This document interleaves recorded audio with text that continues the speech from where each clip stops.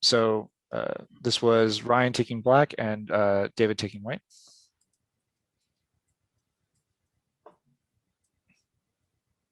So everything okay so far, no real issues. I will say, it's very funny that this move at 016 for a really long time was generally not considered Joseki. It was kind of a special case Joseki because the idea was that it gave white a very solid position on the left side and still left open some weaknesses in the corner. So we generally didn't like to play this move. And I think Q players love to play it all the time. But actually what we've found is that the kind of the AI variation is actually having white play here. And so something like this would occur. And so this has popped up into modern play a little bit more as of late. I still think that this variation does lead a little bit better towards white, because you give white a very strong position on the outside and black still has some weaknesses on the corner. So you don't see this 016 move quite as often as you would think. I think that's kind of a Q player's folly. Not a terrible move, but I think that this early in the game, probably better just to play a move like this or to pincer.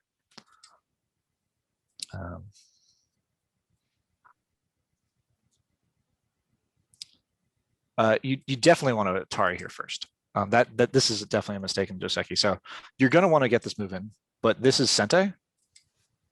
This move is not quite as large Sente, right?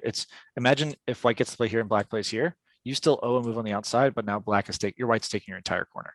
So really important to get this Atari in first. And then you can play here. And this shape is obviously much better for black than the variation we just showed, because now black gets to keep some semblance of the corner here. Crazy is Joseki on Online Go does not recommend the Atari at R17. On Online Go, I have no idea. I've never heard of that website, and I would not recommend it. OGS. Right? Oh, okay. With the one you're on right now.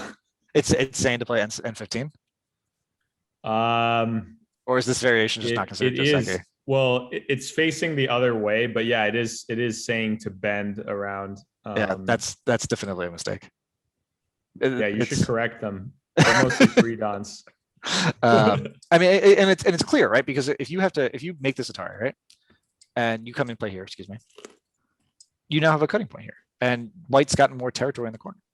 It's pretty verifiable that it's incorrect, right? So, but there's no reason not to make this Atari, right? Because no matter, like, this is a free Atari. There's no difference than if you don't play, like, even if you don't answer and white cuts here, it's still better for black, because black has gotten 2 moves elsewhere when white just plays here. Right? Yeah. So that was the move, like 3-3 should have been played by either side. Yeah, definitely. And still 3-3 should be played. I mean, and it's clear why, right? Because like even now, this is a huge move. This is a potentially, if white plays elsewhere, this is 3, 6, 9, 12, 15 points for, like, close to 15 points for black, and would have given white an extra, 3, 4, 5, 6 points maybe. So it's almost 20-point move, but it's not only is it a 20-point move, it strengthens this group. So now there's, if you captured the stone, there's no cut at R16 anymore. And similarly, if you capture the stone in my place here, this group now becomes much weaker. So I'm very surprised that any Joseki database would have that not there.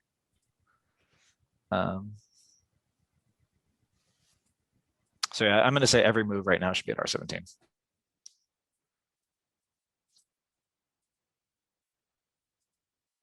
Yeah, this is also, I think, kind of a common misconception with how weak this group is. Because C18 can be cut off, it's really difficult to get a good attack on these stones.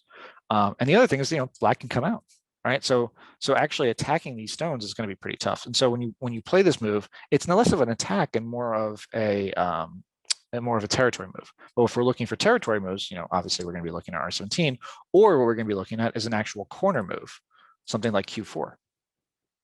Right, we want to break up this wing formation that black has made here, and Q4 is a nice light way of doing that. Alternatively, even this move is probably a bit larger because that's expanding the amount of territory that white's going to get here and reducing the amount of territory that black's going to get here. So, kind of in order of which is biggest, I would say R17 followed by Q4 followed by something around L14. This move is strictly territory, and it's not really affecting the life or death of either group.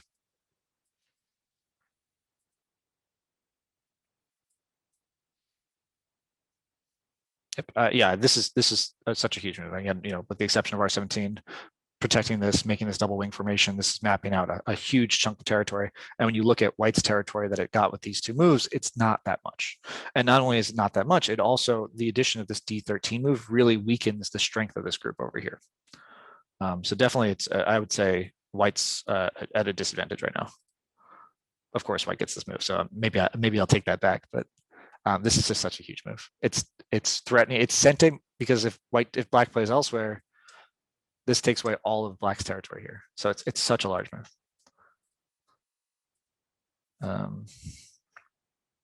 Moves like this are kind of tough to evaluate. I think it's maybe questionable in this position because this area here hasn't been defined yet. It's vaguely mapped out. There's still invasion points, of course.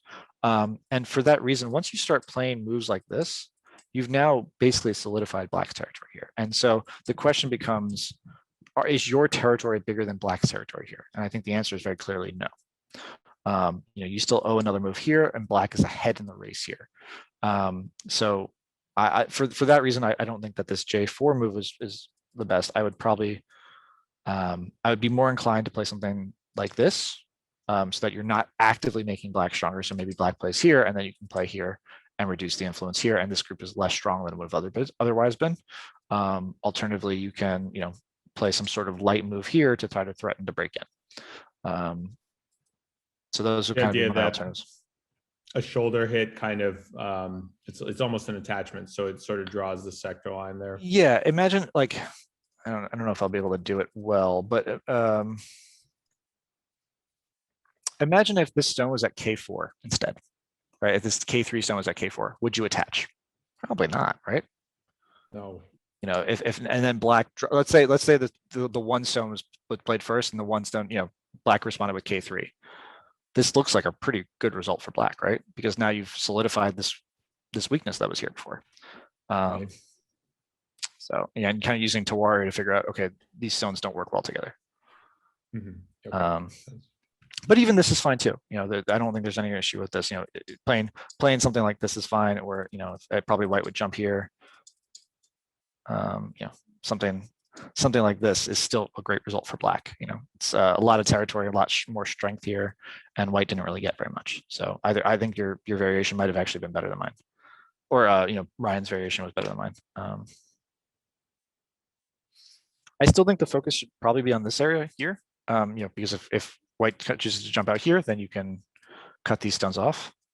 And I think that's quite significant because that's basically destroying all the territory that white's trying to map here.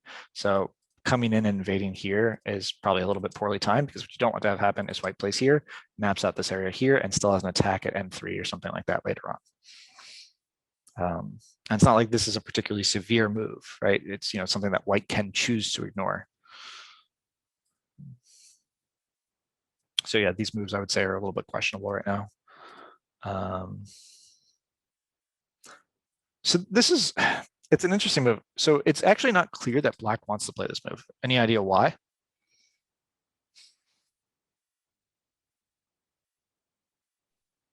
No idea.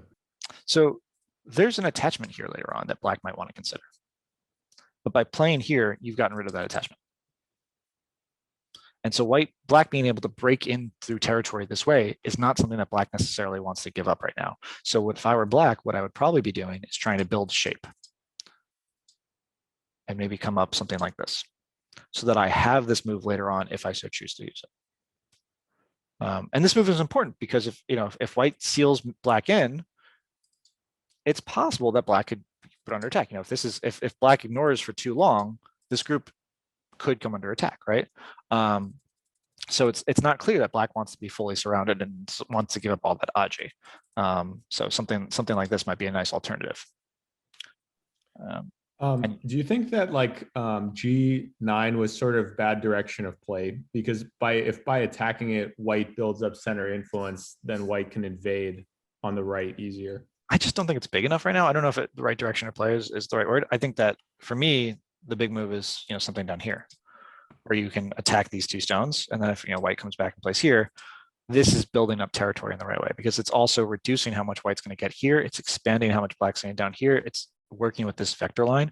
So, if we want to call it wrong direction of play, you can call it that. I just think it's not the largest move on the board right now. I think so that, yeah, we want to like enlarge Moyos first and play on the sides before the center generally. We'll think about, it kind of goes back to the idea of like what's worth 0.5 and what's worth 1, right?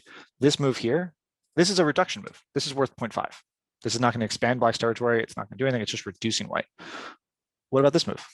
Well, this is worth 1. It's reducing how much white's going to get here, and it's expanding how much black's getting here. Again, this move, same thing. This move's worth 1. It's expanding how much black's getting here and reducing how much white can get here. So when we look at like, okay, what's helping, or if you want to use 1 and 2 as a point to 0.5 and 1, this is just going to have a higher base value because it's dual purpose. Gotcha. Thanks. Mm-hmm.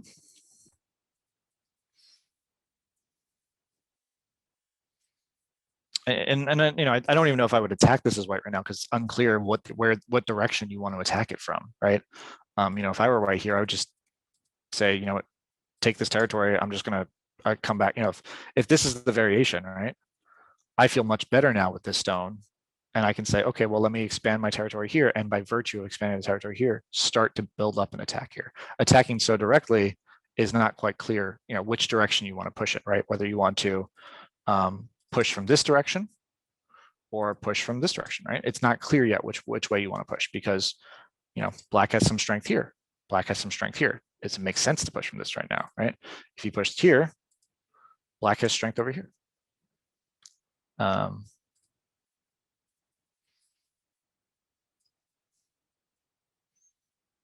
I would say this move is probably a little smaller. If you want to do anything here, maybe just a knight's move might be a little bit better. Gets you a little bit further in. These two stones are not in any danger, so there's no reason to put more pressure on them right now. Alternatively, you could also play here, which is also by virtue helping these 3 stones as well. So this is a nice alternative, and it's actually possible that black could counterattack at some point too, right? This is black's influence. White has to be worried about this stone. So playing a move like this could help that counterattack later on.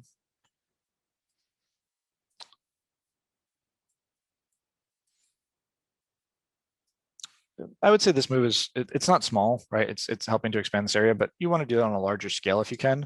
And because black is so strong here, I think I'd be more inclined to do something like this. And try to attack these stones a little bit more and use the strength of these stones over here to a certain degree. It's not clear that it works. You could also just play here and something like this could happen.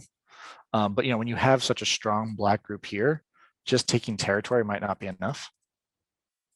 And this isn't how you want to use your thickness, right? You don't want to use your thickness to make territory. You want to use your thickness to attack, right? This is just improper way of thinking about it. It's like, okay, well, now all my opponent needs to do is try to surround these stones. And how does this move help me in protecting these stones? Well, it doesn't. So now I would say, white has a better fight against these stones than it did a minute ago. And again, when we're looking at this, we also talked about how the fact that this stone is not strong, right? If we're able to protect this group in any way, black's gonna be able to get an attack on the stone later on.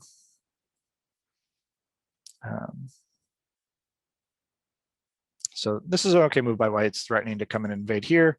If black were to play something like this, there are moves here that's going to be a little bit annoying for black to deal with. I might be inclined to play something like this, get a little bit more heavy-handed with this group, try to get a bit more severe. But this is fine.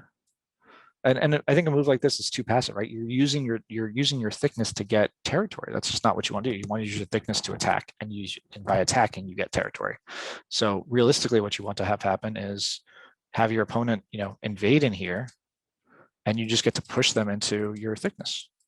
And now they're struggling to make life, and you get to build outward influence here. This is the way that you want to attack.